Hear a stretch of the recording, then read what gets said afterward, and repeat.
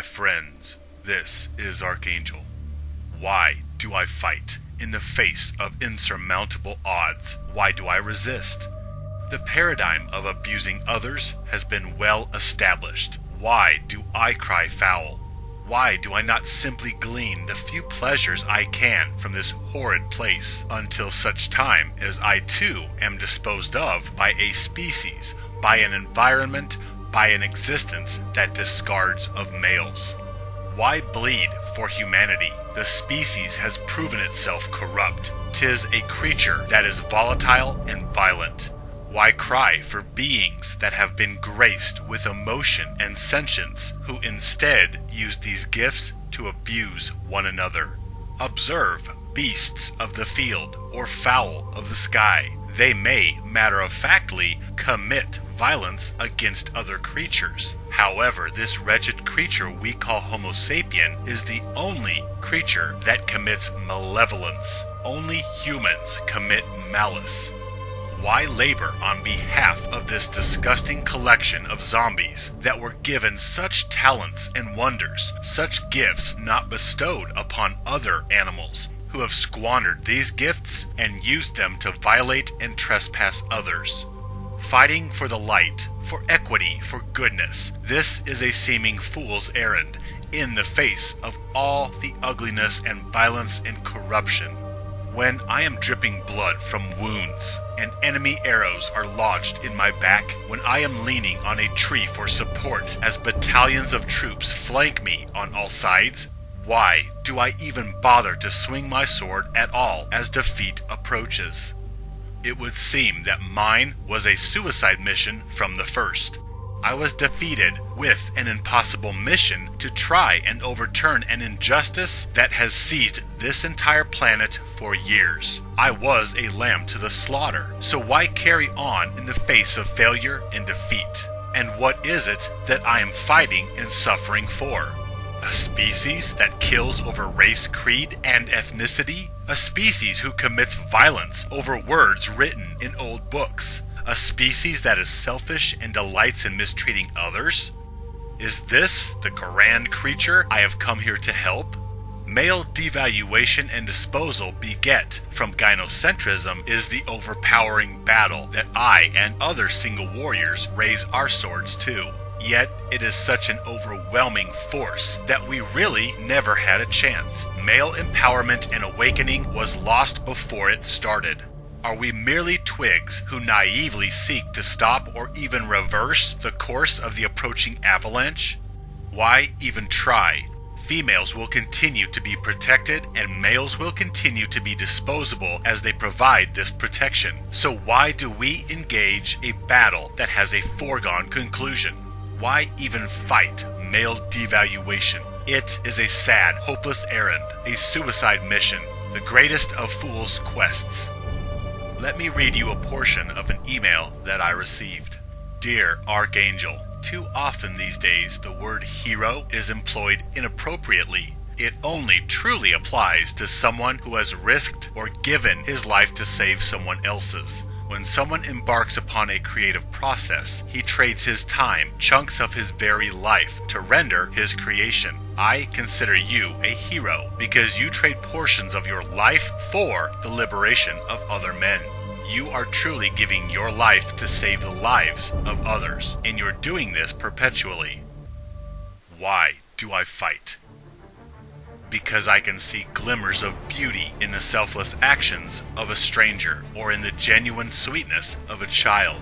I have come here with a mission to help, and it is not in my character to ignore this purpose. I can try hiding, but the fire that wells up inside me when I witness injustice, this will not allow me rest. I am Archangel. I am a warrior. I may not use the same strategy as masters who taught wisdoms such as turning the other cheek.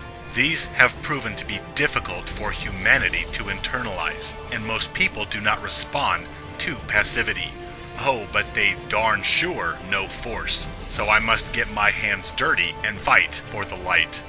Before coming here, we were not told how hard or negative it would be in this place. And having occupied the trenches of this life, I have seen the ugliness and corruption, and in the course of dealing with negativity, I have been stained by it. But the truth is, we all come from the light, and there is still a spark in everyone. So it is here that I labor to awaken that spark, to remind people how great they are.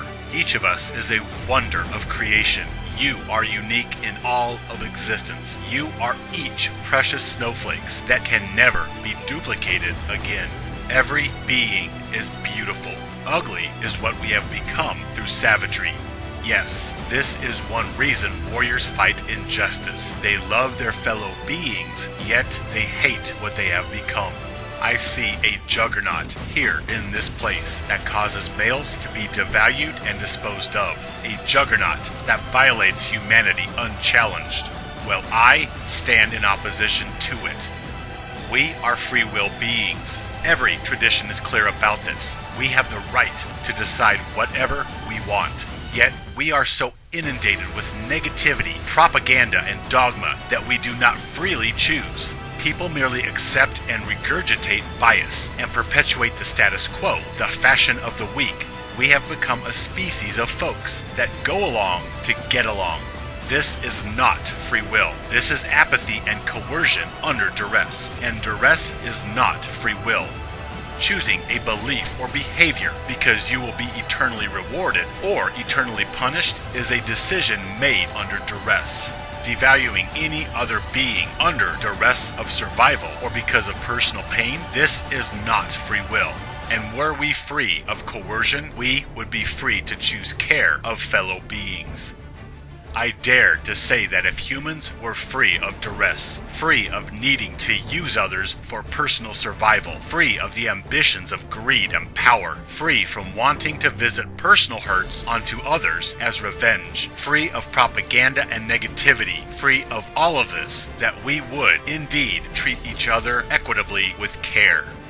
I fight because there is a light spark within each person, and if they could become aware of their true grandeur and majesty, they could then have their free will returned to them and treat others according to their higher self, rather than acting from fear because they think they are a particular race or gender.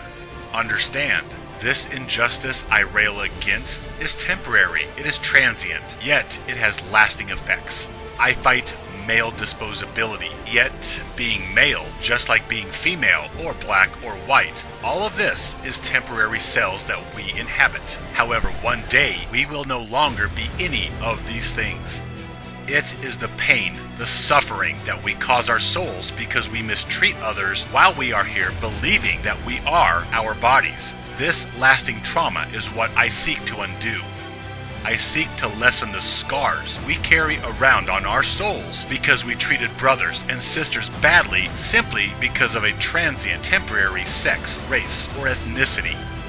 To the unawakened and ignorant, these sentiments may smack of insincerity. I speak of goodness and helping, yet I stir discord with my messages, which sound extremist. Messages which seem to mock and berate women and admonish walking away from fellow beings rather than being of service to them. But you see, the ugliness and injustice goes on without me or my words. If injustice did not reign, if I had not been witness to it all my life, I would not be here. I did not start this atrocity, and it will rage on regardless of my involvement. My method of fighting injustice is to feed the gory details right back to everyone rather than candy coat ugliness. It is simply a matter of tactics. I seek to use harsh words and paint bleak pictures in order to cause disgust in people. Because if the enslaved are really abhorred by what I say, then this might possibly start a chain reaction of introspection, belief questioning, and perhaps awakening.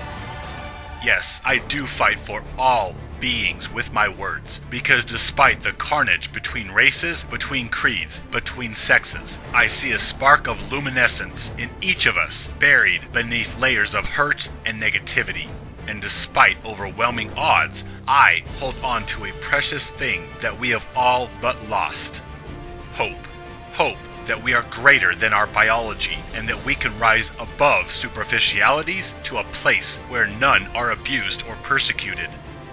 We were meant to shine, to complement one another. Yet we, the beautiful points of light, have been made to inhabit a place where males abuse themselves and each other, where females take advantage of male devaluation in order to vault themselves to a position of power over males. A place where we divide ourselves based upon sex, based upon race, based upon who has more money.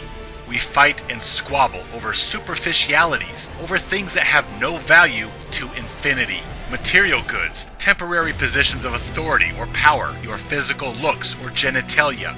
You cannot take these things with you, but what you will take is the knowledge of how you treated others or the things you did to a fellow being in order to get temporary pleasures. Yes, I have been assigned the task of battling male devaluation and disposal, but I fight for the advancement of all humankind.